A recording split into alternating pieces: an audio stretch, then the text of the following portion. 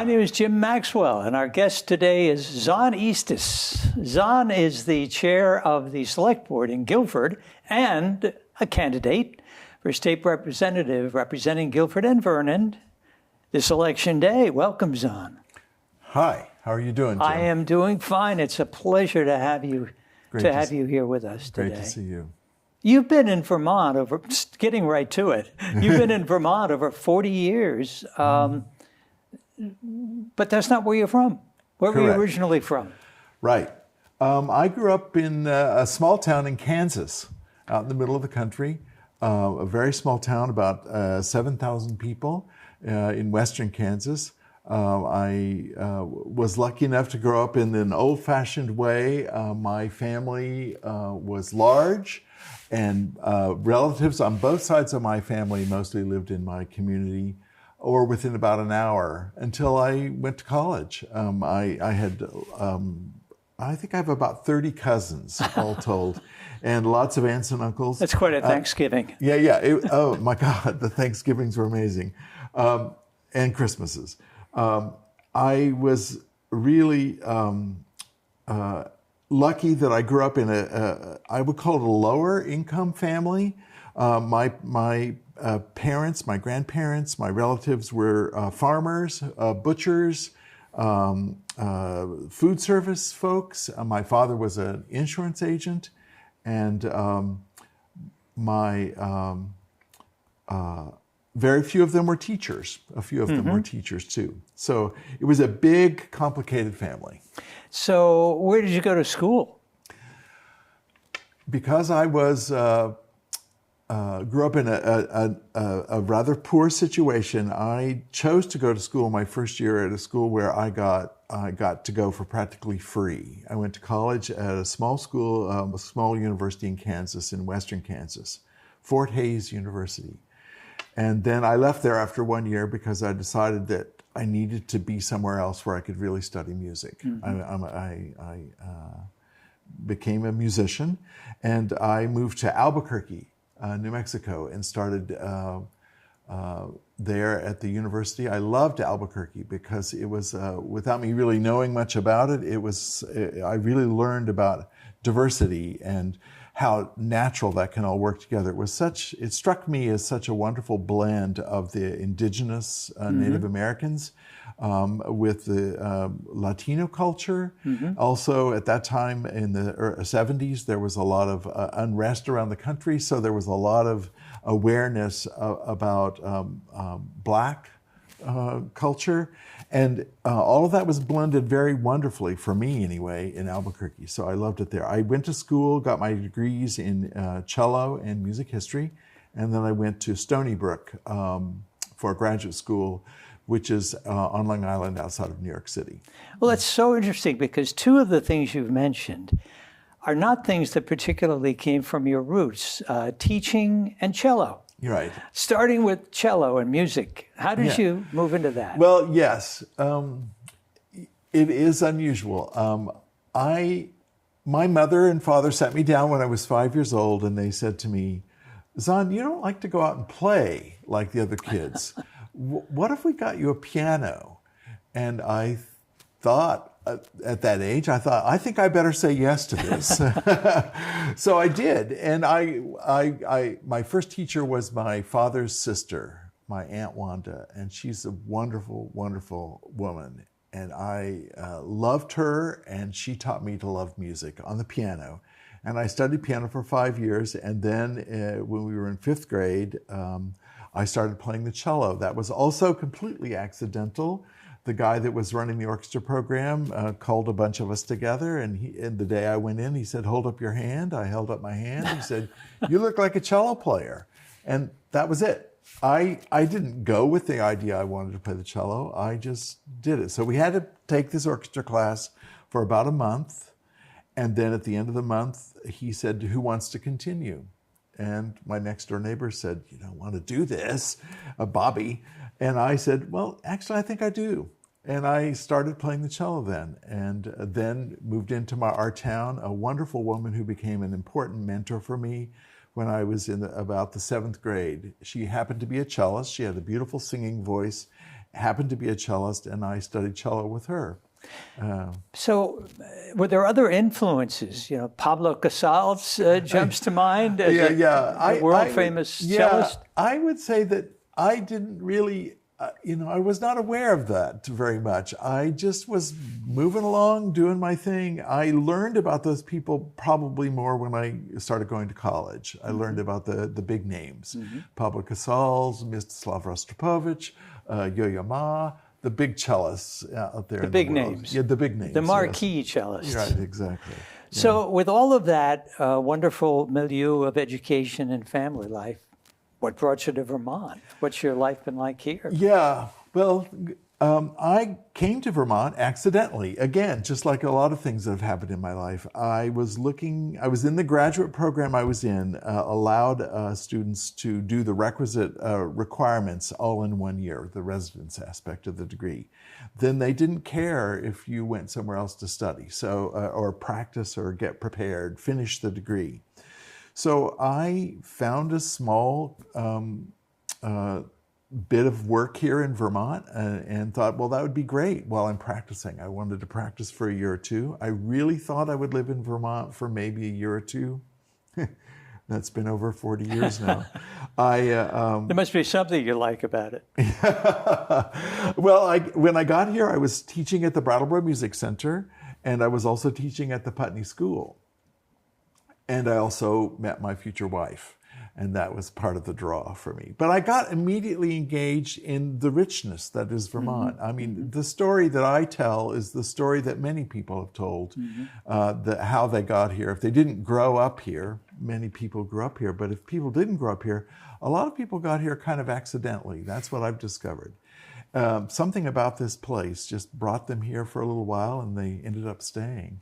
Yeah, the Vermont thing about having to have been back generations before you were a real Vermonter. Right, exactly. But I'm sure you consider yourself a Vermonter. You're running for office here. I've been here over 40 years. I've lived in the same house in Guilford for over 40 years now, just south of the fairgrounds.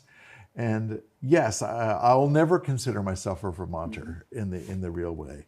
But I feel like I know a lot about Vermont now. I've come to know a lot. And my experience being on the select board has been important for me because it's made me more aware of more people in Guilford and the lives people are leading in Guilford. And now I'm ready to start learning more and more about Vernon as well. So and we're going to get to that in just a second, but I wanted to fill out a little bit more professionally. In Vermont, what have your occupations been?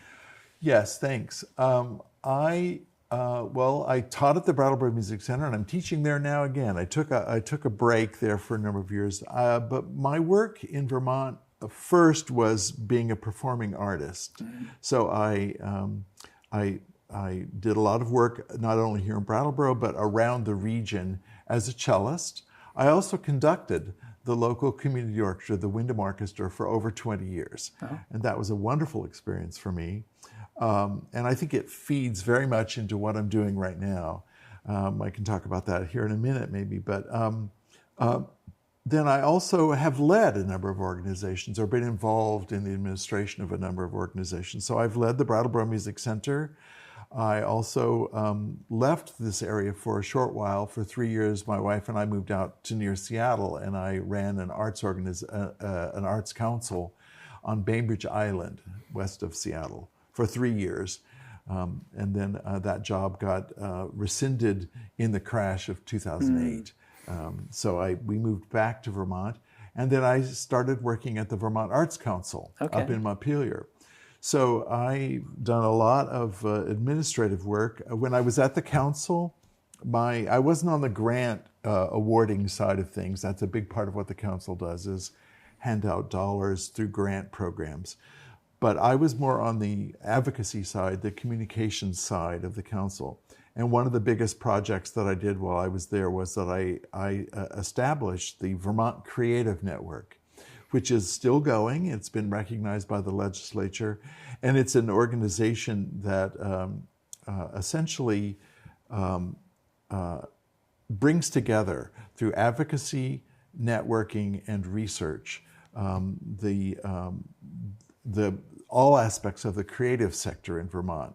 We know that in the state of Vermont, the third largest employer in the state is the creative sector. And we know that about 10% of the jobs in the state of Vermont are here because of the creative sector. So Vermont is a very rich community that way. Other states can't make such a broad claim as Vermont can. So I was really proud to be involved in beginning to pull all the forces and the energies together for that creative network, and it's still functioning today. So, Well, that actually answers part of my next question. Qualities and skills, that you think will make you a good state representative? Let's see. I think the first thing I'd say is my experience as a select board member. I've been on the Guilford Select Board now for 5 years. I was appointed to the select board. And then shortly after I was appointed, I got elected. So I've been elected now 3 times to the select board. I've been chair of the select board for 3 years now. And that has given me a lot of, I've had to organize our agendas. I've had to plan our meetings. I've had to spend a lot of time with our various administrators in the town to make sure that things are running well. I'm the main communicator there. But I'm very also pleased. It's been a real honor for me to work with the members of the select board, and I really love how in Vermont that no single voice is stronger than another. There's a real sense of camaraderie and sharing of responsibilities. So I think that's one experience that will really lead me well if I were to get elected, lead me toward being a representative.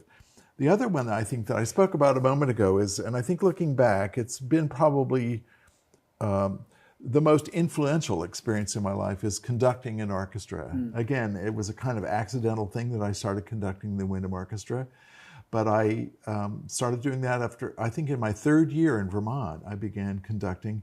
And every week, every Monday night for over 20 years, I would meet with the orchestra and I'd meet people that played many different instruments, with many different capacities to play and with many different personal lives. And somehow putting all of that together, working with folks, granted we had an agenda. Our agenda for maybe one term was the Beethoven First Symphony. So there was our agenda. Everybody had a different view about that agenda, and we all worked together to arrive finally at a performance of that. And I think that whole experience of working with people, understanding, listening, trying to bring people together so that it would result in as good a performance as we could make. Well, that's, I didn't want to cut you off. Well, then I think that I would just finish off by saying that I think it really suits me well for being a good listener and being a good manager of time and a good manager of what's important, finding the right lines. So that, again, you've made my questions very easy for me. As a select board chair and as a select board member, listening, as you've said, but in particular, as you go along the campaign trail for this candidacy, what are you hearing from the residents? Oh, that's an easy one. I've knocked now. My campaign has probably knocked on about 1,400 doors in the last few months. I've met a lot of people, and I think the issue that I've heard most about is affordability. I've heard a lot of issues, a lot of different kinds of issues, and I would, I'm making notes and keeping track of those in case I get elected, that I can carry those forward. But I think the largest concern is about the ability to move forward, given costs as they're rising. Taxes are rising, healthcare costs are rising, education costs are rising. And I think we need some good, solid solutions for those that we haven't quite discovered yet. It seems to me that there are some issues some ways we're funding some of our projects in the state of Vermont that could be looked at. And that's something that interests me a lot. So I'm glad actually to be talking with folks and getting a real sense of the heaviness and the concern that people have about about rising costs. So the concerns you've spoken about, would those be kind of folded into the priorities that you bring up to Montpelier? Yeah, the things that I'm really concerned about are, and again, these are based on talking with folks, but I really am concerned about affordability, and that talks about things like how we fund education. I think quality education is very important. How we fund the ability to live where we live in our communities. Guilford and Vernon are beautiful communities, and they deserve to be preserved, and preserved well. So I'm interested in things like conservation. I'm interested in things like affordable housing solutions.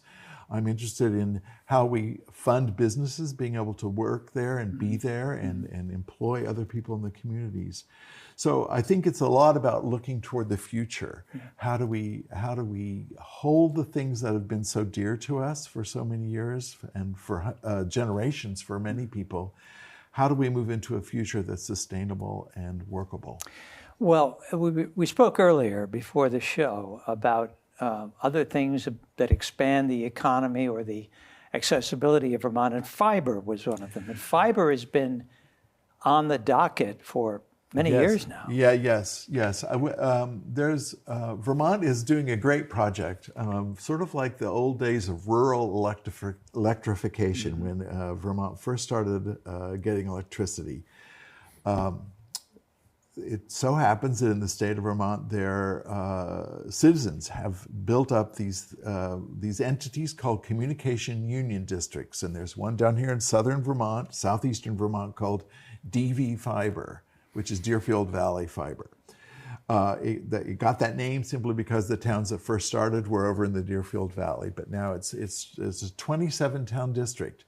There are 9 of these districts across the state, and they're called communication union districts, and they are making it possible for fiber, not electricity, not wiring, but fiber to be able to carry the internet to folks, every single house and every single business in Vermont. It's a big project. It's begun. Even in our area, there are some communities that are beginning to get strung up, as we call it.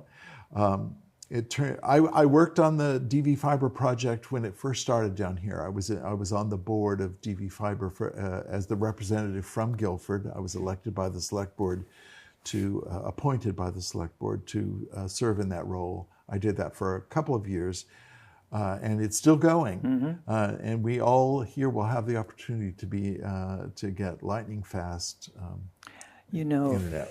Yeah. The other thing about fiber is a draw for folks from out of state to come here because they can live here, but work remotely. I wonder if you have a notion of whether Guilford and Vernon communities are expanding with new populations. Absolutely. I mean, it's anecdotal. I don't have any data, but certainly by me going around and talking to folks, I'm meeting a lot of people who are in our communities that weren't here 5 years ago. And the reason they can be here is partly because of the pandemic.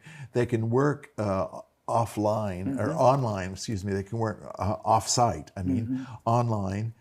And so they can choose to live wherever they want to live. And so and many people wanted to get out of the cities and come to places that felt safer for them. So the whole question that we're all struggling with in Vermont about how we be both a welcoming and a safe place that takes care of everyone to the best of our abilities. And yes, I'm finding that there are people that live here, and so our communities are growing. Yeah. So, kind of coming to a conclusion here, is there anything else you would want to say to the people who are viewing today? I think the thing that I'd want to talk about most is the importance of voting. I think that it's really important that folks get out on November 5th. Before, everyone should have received their ballots by now. The states mailed out ballots. And you can submit your ballots either through the mail ahead of time. You can drop them off at your town clerk, or you can actually go on the day to the poll and take your ballot with you. If you forget, don't worry. There will be ballots at the polls. But it's important that people vote. It's the way in which, in the United States, we're able to really affect the way our government works. And there's no better way to do that than to do it at the local, polls. So, of course, I would love to have anyone's vote that lives in Guilford or Vernon.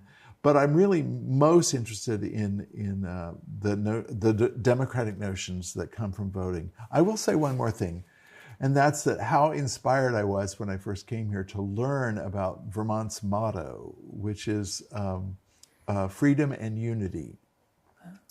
And I think that it's sort of a conundrum, because many of us, when we say freedom, we think about, I want to do what I want to do. I want to be free to make my own decisions, live my own life. And while that's granted in so many ways, it's also true that we're together in this small state of Vermont. And there are ways in which, yes, we want to live our own lives, but we also need to work together to do that. And that's sort of the experience I had when I conducted the Windham Orchestra. So the notion of freedom and unity is really an important one, I think. And so exercising what we can to make that move forward in the best possible ways is through voting, I think. Zon, it's really been a pleasure to likewise. Speak with you today. Yeah. And Zon Eastes, our guest today, a candidate for the state rep position for Vernon and Guilford, currently chair of the Guilford Select Board. Again, thank you so much, Zon. Thanks. And for the viewers, let me say again what Zon has already said. Our election day is Tuesday, November 5th. The early balloting is already in the mail and available. So get out to vote on November 5th. And thank you very much for being with us today.